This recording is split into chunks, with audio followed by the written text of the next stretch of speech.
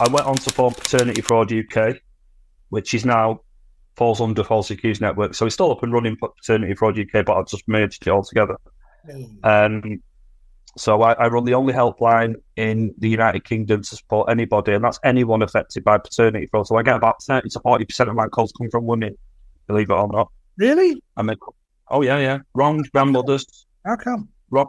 Wrong grandmothers ring me. We get the partners. So let's say a woman's married a man and he had a child from a previous relationship, and then they've gone on to find out that child from a previous relationship isn't his. Yeah. We get the new partners ringing up for advice, because what I have found with paternity fraud is that the trauma is so deep and so hard. A lot of men can't even got the brave to speak to me, and I know what they're going through. And so sometimes they might ask the partner to ring me.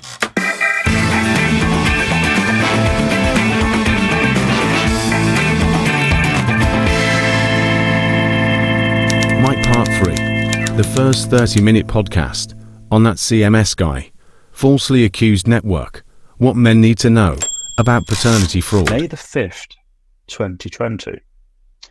And I had the child that day, and I waited till the child was asleep, and I did a swab test.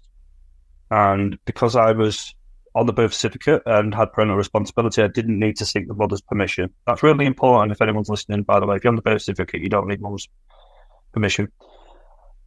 And it was, because it was lockdown, it was very, very slow to get these results back. And it was like every night I couldn't sleep, my stomach felt like it was on fire, and I couldn't think of anything else but getting the results. So I left it for a week, and they said, because of lockdown, they're a bit longer, but they're going to get them to me the next day, which was the Thursday. And then the Thursday came, I didn't get the results, and they said, oh, sorry, we've got to just do something else. Now, obviously, at the time, I didn't think this, but I now know if it comes back negative, they do extra tests just to make sure. So I just took their word for it. Oh, she just said some excuse to me. So the next day was May the 15th, 2020. And I actually had him that day. And the test results came to me at 4:30 on May the 15th, 2020. I opened the email expecting this child of mine. This is just going to be a really happy occasion for me, just to confirm. And the plan was, file that away, never tell my ex-wife that I'd done this test, and just get on and crack on and celebrate and enjoy the rest of my life with the child. No.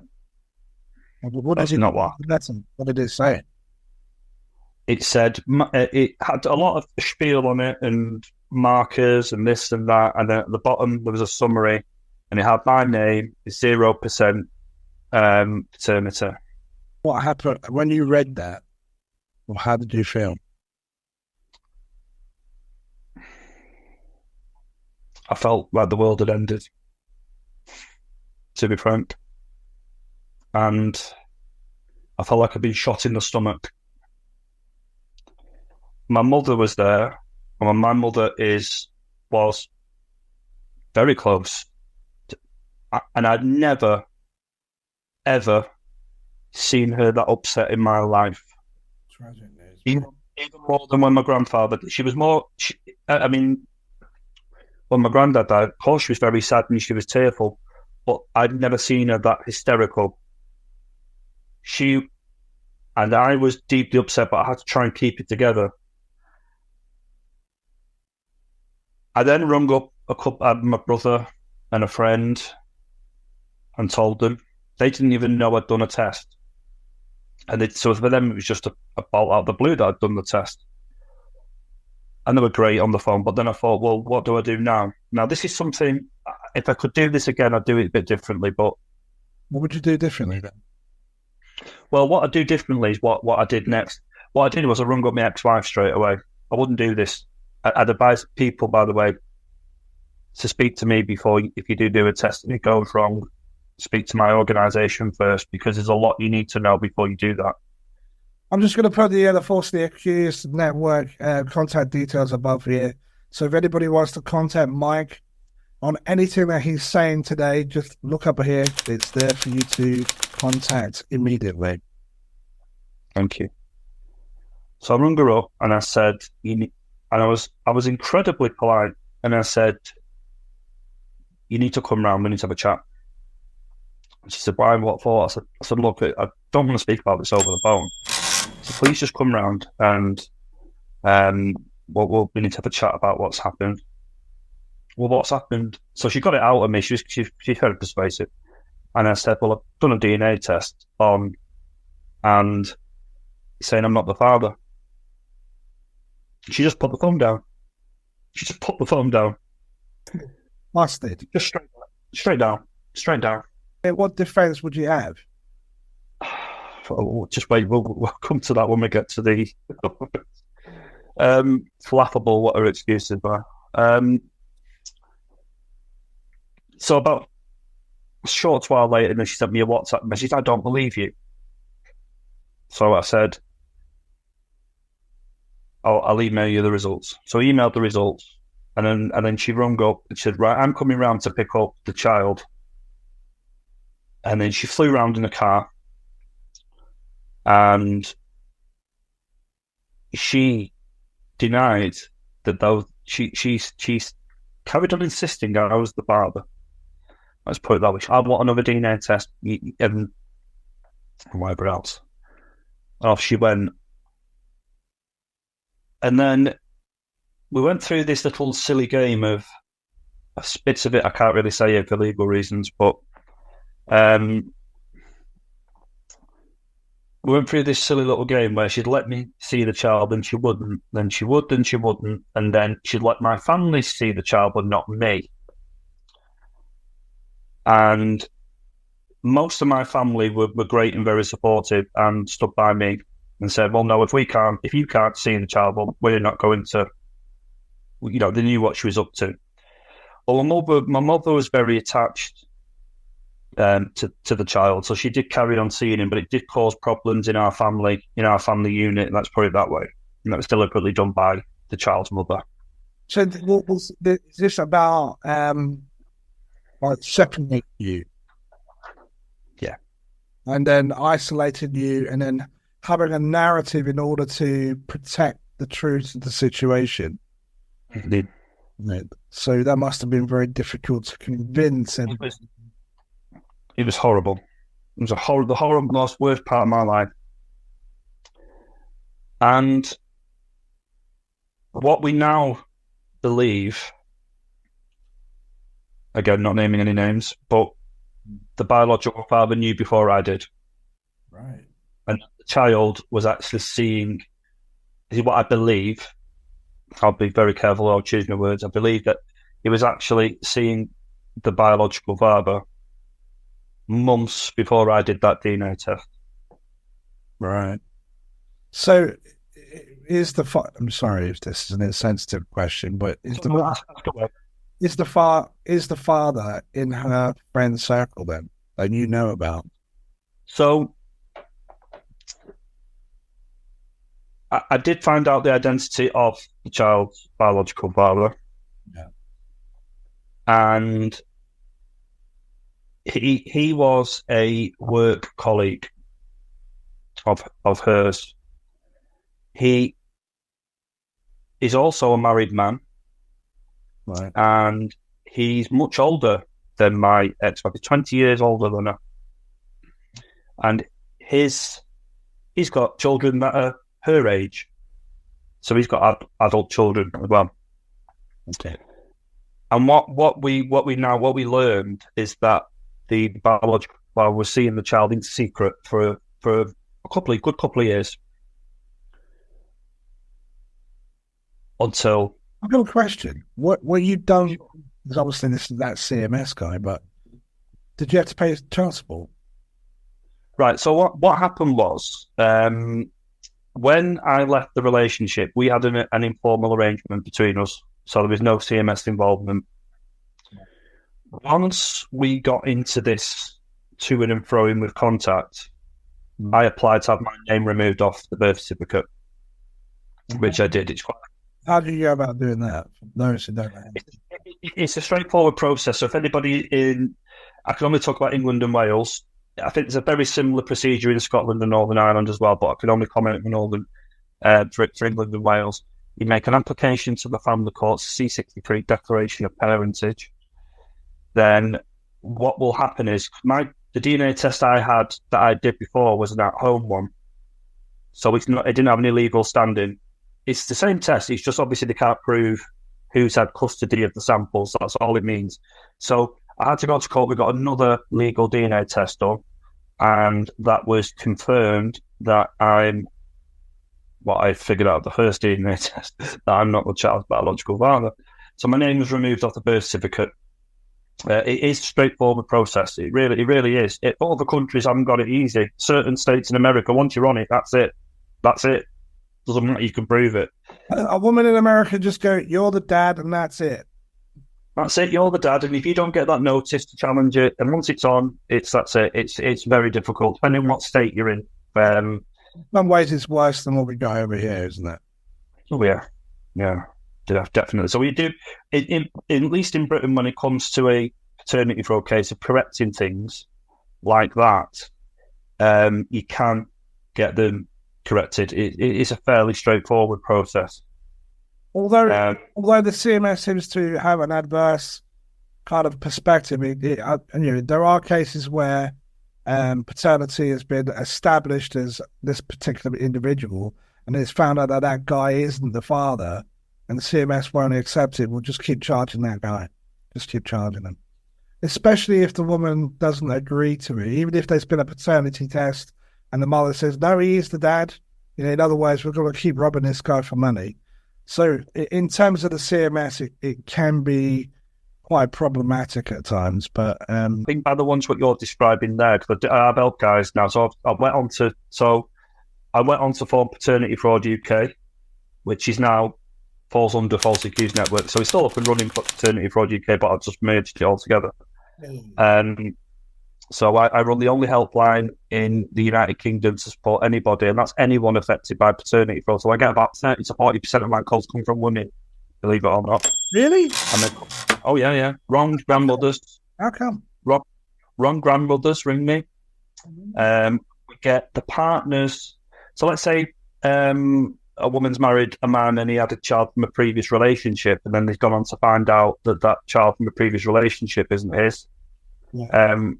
We get the new partners ringing up for advice, because what I have found with paternity fraud is that the trauma is so deep and so hard. A lot of men can't even got brave to speak to me, and I know what they're going through.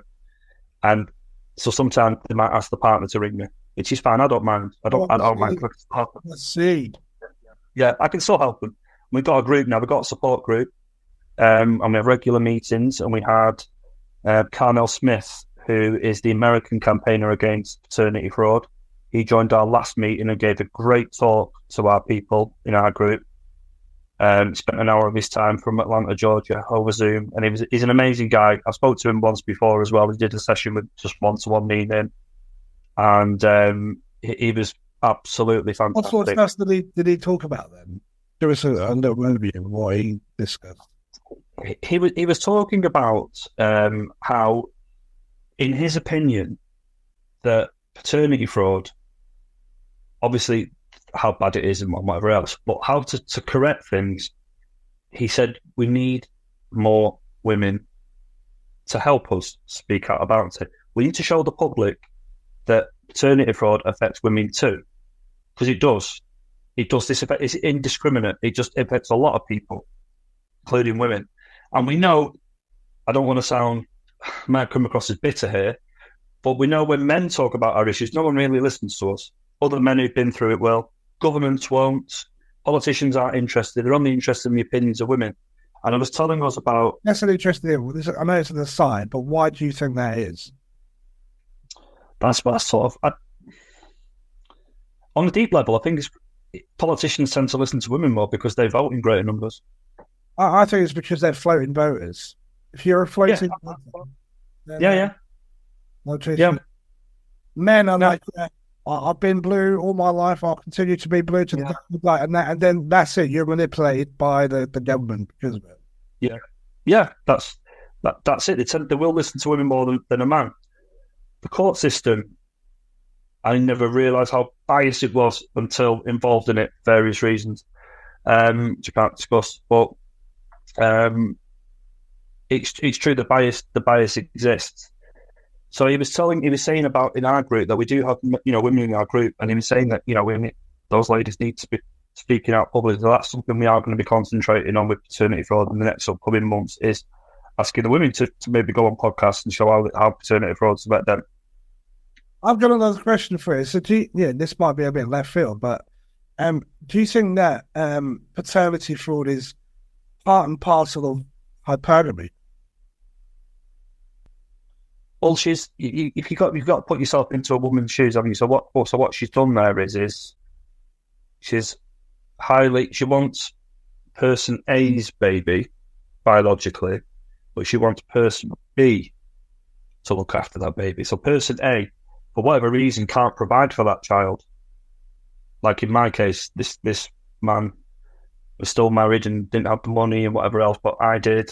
So I was stable, and I was. It was like a real kind of like a fracturing of women's natural desire to go up the chain and across and find a man who's suitable to reproduce with.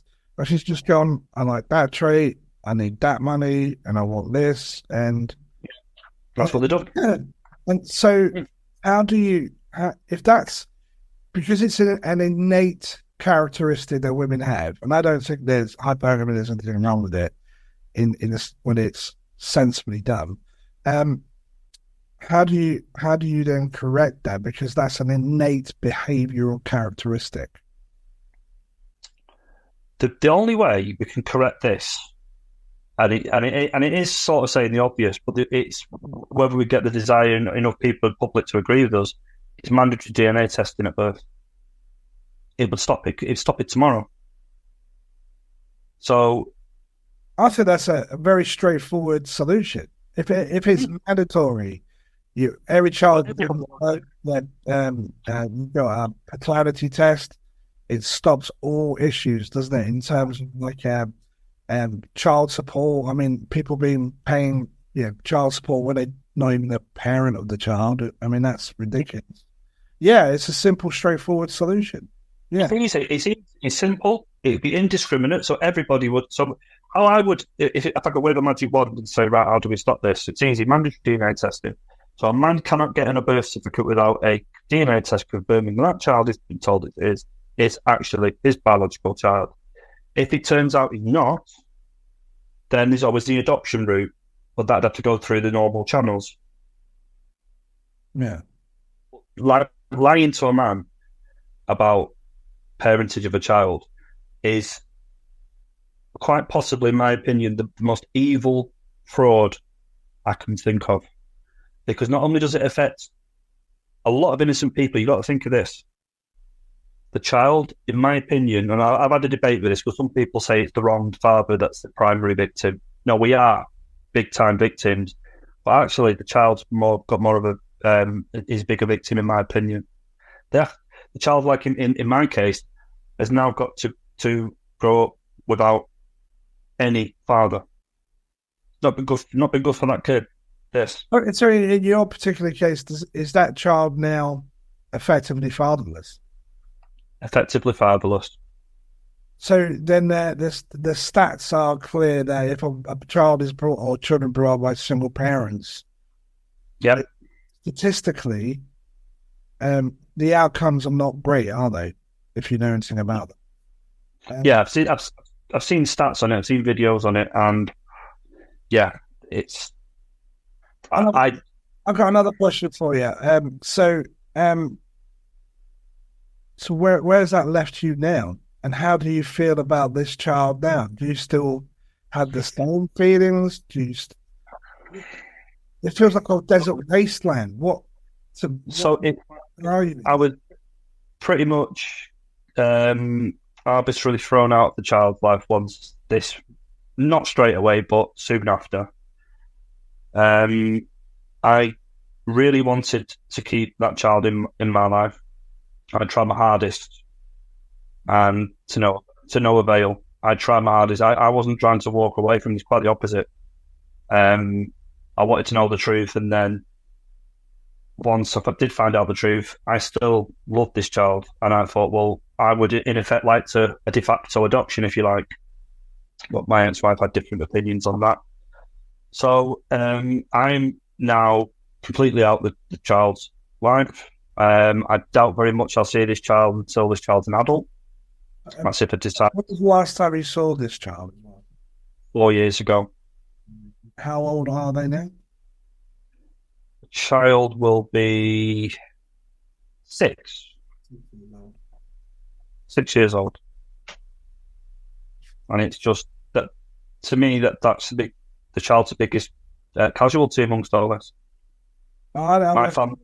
I went through a period where I didn't see my child for a while, and it was. I was talking about this with another creator that we know, and it's profound.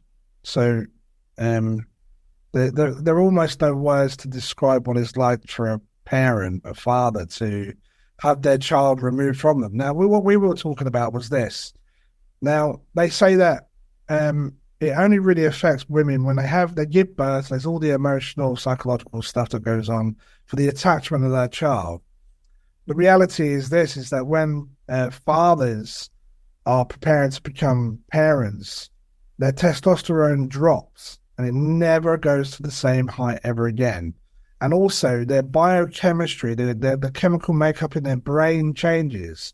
So they become much more protective, much more paternal, much more geared towards the focus of bringing up and tending a child. So when that's removed from you, what kind of profound anxiety does that cause any parent that's gone through that? So what happened to you then? How you dealt with that? So mental health wise, when it first the first DNA test, I became very depressed, angry, betrayed, but deeply sad as well. Probably more. It was a 50 combination of depression and anger. Yeah. And I did have some suicidal thoughts. Never acted on them. It did come to me, but I didn't act on them. I found then over time, I'd come to the realization, even after having therapy with, you probably know him, Phil Mitchell, who does the from Leeds, he's a really good therapist. He does have experience with paternity fraud. I do recommend anybody that does need a bit more formal therapy to go to him. And we after working with him, we came to the sort of conclusion that I will be in pain probably for the rest of my life because of this. I will learn to live with it, and that's where I'm at now. Pain that I'm suffering, the mental anguish that I suffer from, the bereavement, and that's what it feels like. It feels like a bereavement, by the way. It's the best way I could describe it. But the person grieving is alive and well. And the person grieving for probably wouldn't even recognise me if that kid saw me, by the way. But I'll never forget the child. But that child was so young, won't remember me. And it's such a bizarre thing to go through. And I say to guys now that please don't just take people's word for it, even if it's your wife. Have a DNA test done the earliest possible. You don't have to tell her if you're on the birth certificate. If you're on the birth certificate, you've got parental responsibility. Just go ahead and do it quickly after birth, and then that's it. You won't have to go through what I went through, because if it's soon after birth, the attachment, whereas it won't be as deep. I'd say if I'd have known soon after birth, I don't think I would have gone through a fraction of what I went through. I support people that have found out when the child were adults or in the teens or 10, 11, 12, all ages. And I noticed that it's harder for the man, the mental pain for the man is stronger the older the child is. As early as possible, I'd say to anybody here. And I'd say to every guy, do it. It strikes it strikes at the core of what men are about, isn't it? Once you've committed to a particular family unit, you invested in so many different ways, emotionally, psychologically, financially, the family setup, the integration of different families and all that. I mean, it's such a huge, it's such a huge thing. And then to find out that it's all been a lie, No. been lied to, and that this child isn't yours at whatever age. I mean, there are no words to describe how I don't know I wouldn't know where to begin to start to deal with that. It is a very difficult thing to try and put into words what it's like. And like I've said, the age ranges that I've where it's guys, it's very it's harder as the child's older for sure, 100%. The longer you leave it, and then the older the child is when you find out. But having to come to terms with it is the best way I could probably treat it, or I sort of help guys with is it's like a bereavement. It's like unfortunately this person died in your mind. It's such a strange feeling. But then over time, like we have our support group and we have regular meetings. We will be stepping up campaigning soon as well about contacting our MPs and stuff with certain things that we can do. Now there is legal remedies for this. This is something I wanted to mention. Yeah. So people have the false thing that where people say paternity fraud isn't illegal. It is illegal in Britain. It is illegal. Paternity fraud is illegal. And it should be illegal. And there should be a consequence to it. It already is illegal. However, getting justice for it is very difficult. And why is that? So do you want my opinion? Yes. The courts are gynocentric. The courts are pro women. The courts are supportive, too supportive of women, even when you see it in other criminal offences where women are caught with certain crimes, where very rarely judges bend over backwards not to jail women. And that's where I think we're going with this. And there's three crimes. It's two criminal offences and one civil offence. So the first one is the Perjury Act. It's illegal under the Perjury Act to name the wrong father on a birth certificate. But according to my research, we can't find anybody that's been prosecuted for that. Not that we can find. Now, the next criminal offence it could, and there have been prosecutions for, is fraud by misrepresentation, which we are aware of a couple of cases where women have been jailed for paternity fraud. There was one case in Liverpool where a woman did a fake DNA test on a man, said, "Oh, child yours, we'll do a DNA test," but it was a fake one. She bought a fake one off this was in Liverpool back in, it's about 5 or 6 years ago. I'd have to dig the clipping out for that one. There was another case as well of paternity fraud. It was a few years before that, and a woman got jailed for paternity fraud, but there isn't many criminal prosecutions for it.